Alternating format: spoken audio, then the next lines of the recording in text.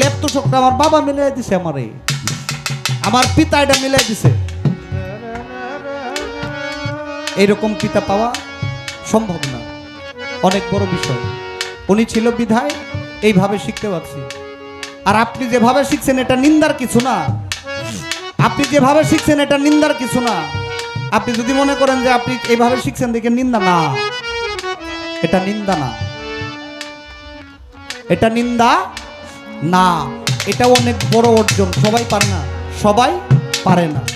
কিন্তু আপনি যে জায়গা থেকে উঠে আসছেন এটা ইতিহাস হয়ে থাকবে যে হবিল সরকার নামে একজন শিল্পী ছিল, যে সাইরানা ফাসানা দিয়ে বাজারে বাজারে গান গাইতো, ক্যাম্পাসে গান গাইতো, সে এখন 1 লক্ষ টাকা লয়ে গান গায়। এটা উদাহরণ, এটা আপনি উদাহরণ। তাই বলে যদি মনে করেন যে যারা লেপ্তুশোক দ্বারা গান গায় এরা শিল্পী না, হবে না।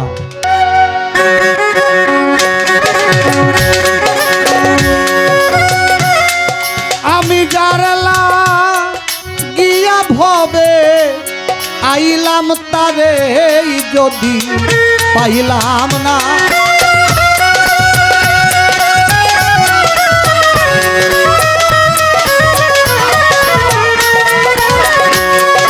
আমি গারলা গিয়া ভবে আইলাম তারে যদি পাইলাম না, জানলে ভবে আইলাম না।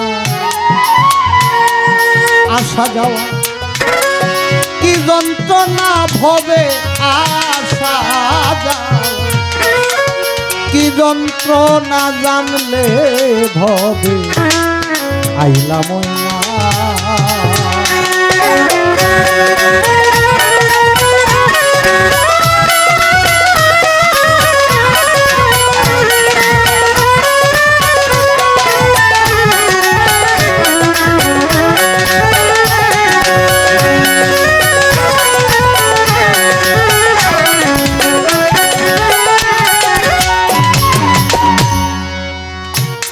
এই যে মায়ের মাজারের এই পাশে একজন লোক বুয়া,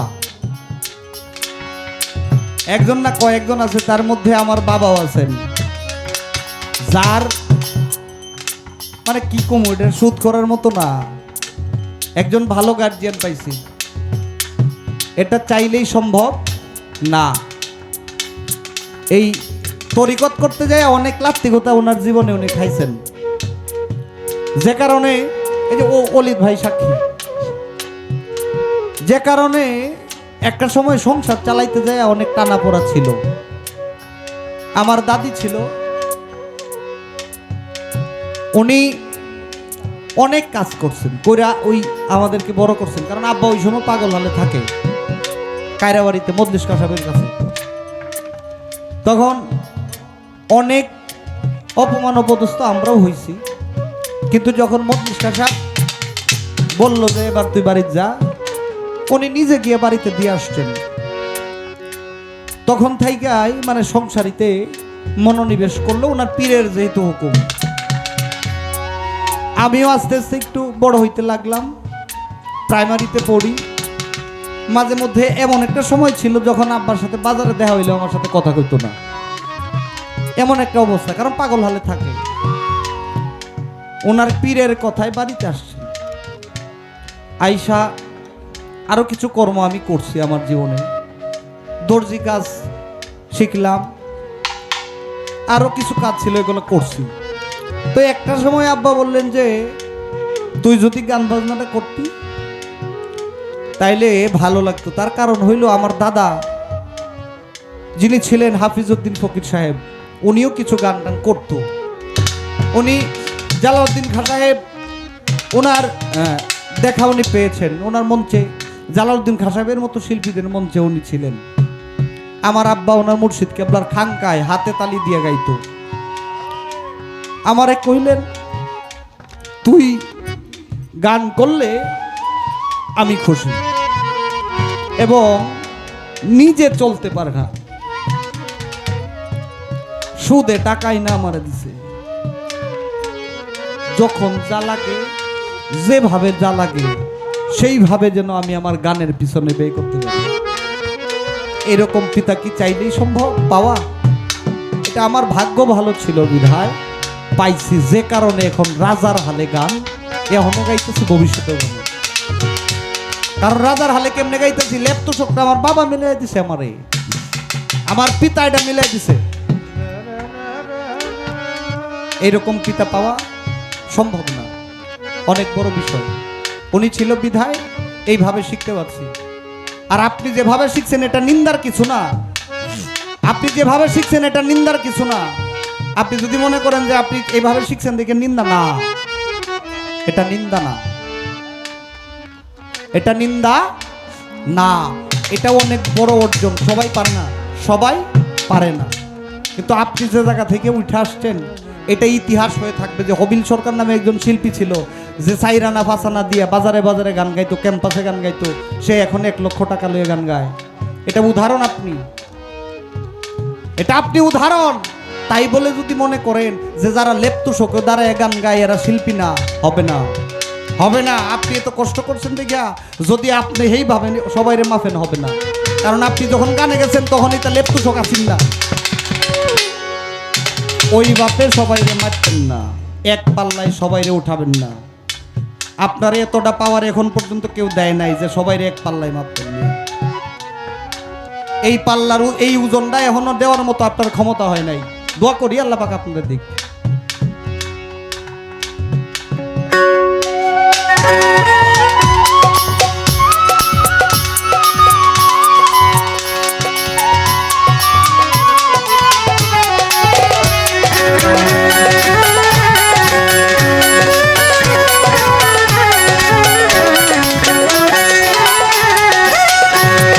মনরে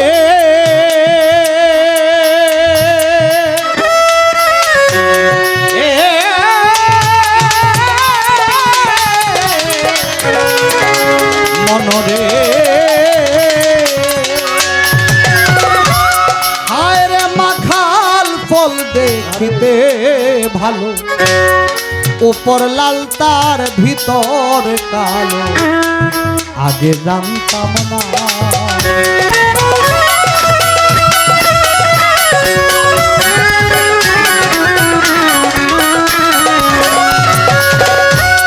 মাখাল ফল দেখিতে ভালো, উপর লাল তার ভিতর কালো, আগে জানতাম না।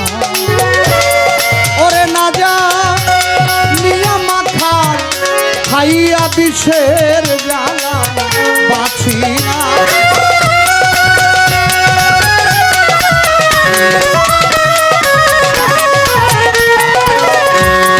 এখন না যা নিয়া মাখাল খাইয়া বিষের জ্বালা, প্রাণ বাসে না জানলে ভবে আইলাম আসা যাওয়া, কি যন্ত্রণা ভবে আসা যা, কি যন্ত্রণা জানলে ভবে আইলাম না।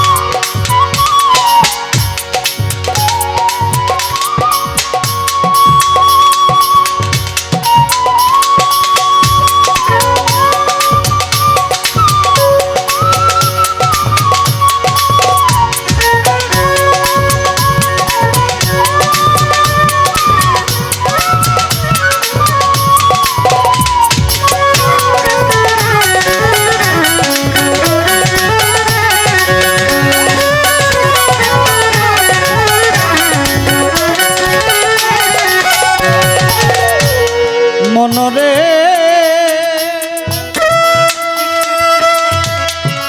ওরে বাদি মনরে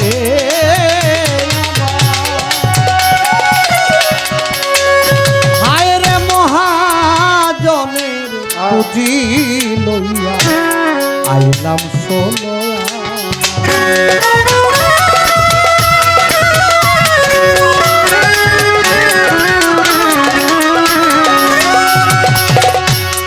মহাজনের পুঁজি লইয়া আইলাম ষোলো আনা এখন লাভ তো রাত দূরে কথা চালান খাইয়া বারসে বেড়া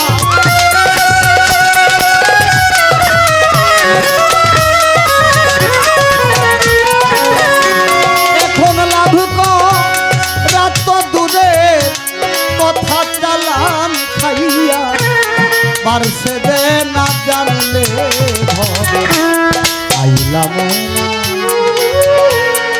আসা যাওয়া কি যন্ত্রণা ভবে আসা কি যন্ত্রণা জানলে হবে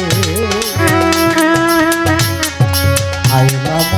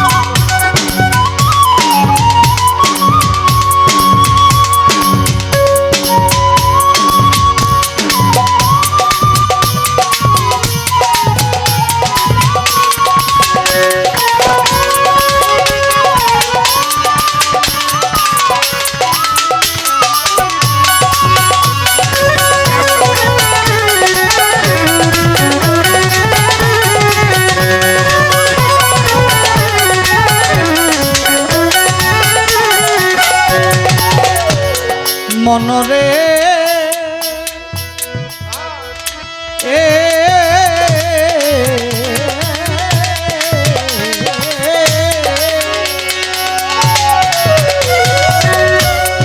ওই পারে মথুরার বাজার পার হইয়া যায় শব্দ কান্দা আমি পারলাম না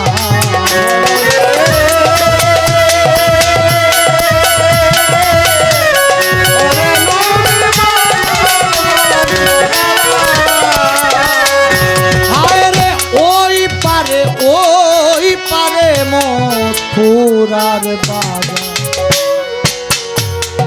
পার হইয়া যায় শব্দ কান্দা আমি পারলাম না জনবাহার তোর কইতে আশা মালিক জানে নিবে কিনা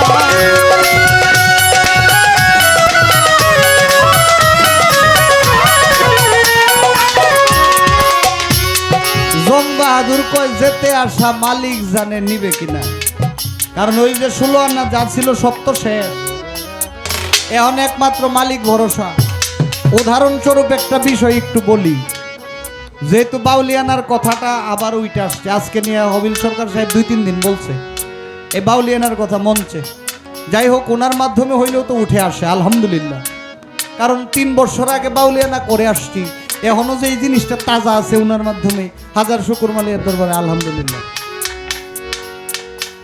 যখন বিভাগীয় অডিশন দিতে গেলাম ময়মনসিংহ 5 জনের পরে আমার সিরিয়াল মোবাইল কিন্তু এখন অনেক কিছু সহজ করছে এটার মধ্যে হারমোনিয়াম কিবোর্ড সব কিছুই পাওয়া যায় হারমোনিয়ামটা নিলাম নিয়ে কানের কাছে ধরছি স্কেলটা একটু নেই কারণ আপনি যদি বেসুরা যদি টান দেন তাইলে তো প্রথমে বাদ করব দেখি যে নাই যে শুনতেছি কিন্তু স্কেল আর আমার মাথায় ঢুকে না এক জায়গায় শুনে আর এক জায়গায় টানবে তখন কি করলাম ময়মনসিংহ মুকুল নিকেতনে আমার যে জায়গায় বসাইছে এই জায়গা থেকে উঠে গেলাম ওয়াশরুমে যে দেখি স্কেলটা যদি সঠিক স্কেল যদি না নিতে পারি তাহলে গান গাওয়া হবে না, বাদ পড়ে যাব। আবার আরেকটা বিষয়, 2019 সালে আমি 18 পর্যন্ত গেছি, এখন 22 সালে যদি প্রথম জায়গায় বাদ পড়ি তাহলে মান সম্মানের প্রশ্ন।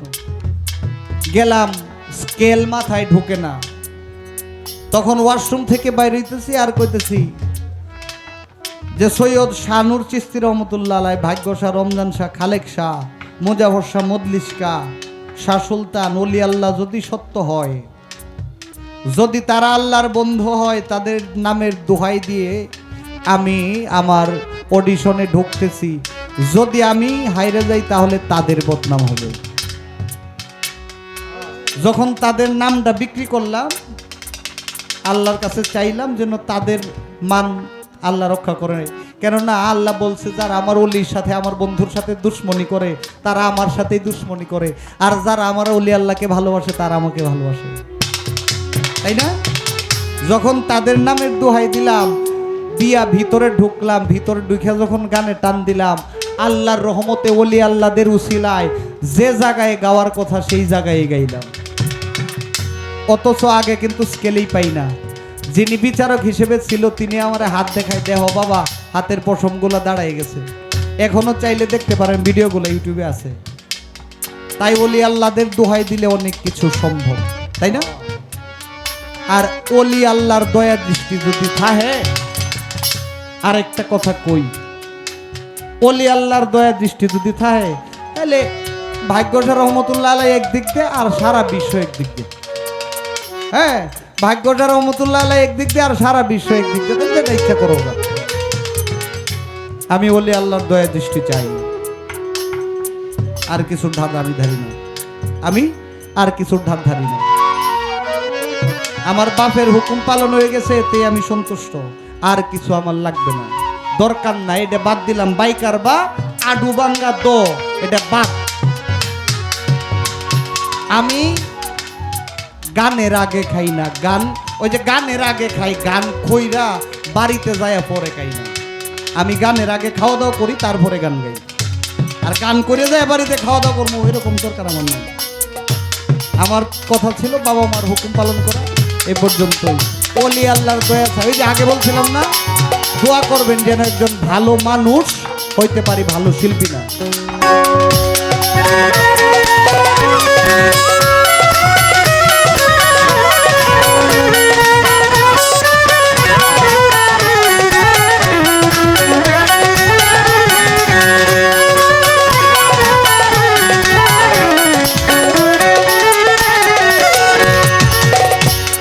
মনরে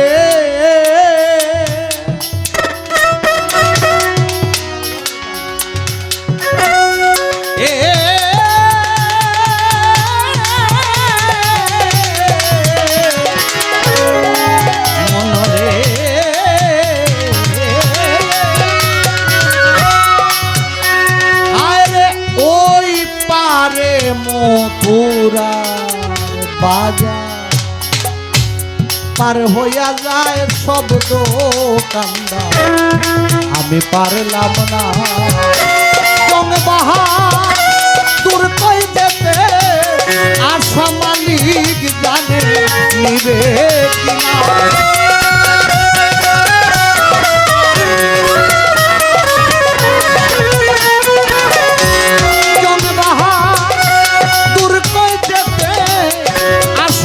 নিষ্কান জানে নিবে কি না, জানলে ভবে আইলাম আসা যাওয়া, কি যন্ত্রণা ভবে আসা যাওয়া, কি যন্ত্রণা জানলে ভবে আইলাম না। আমি জানলাম কি ভবে আইলাম, তারে যদি পাইলাম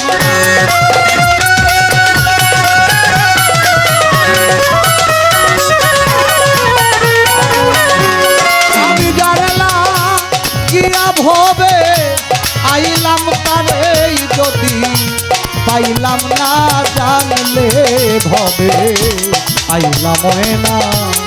আসা যাওয়া কি যন্ত্রণা ভবে আসা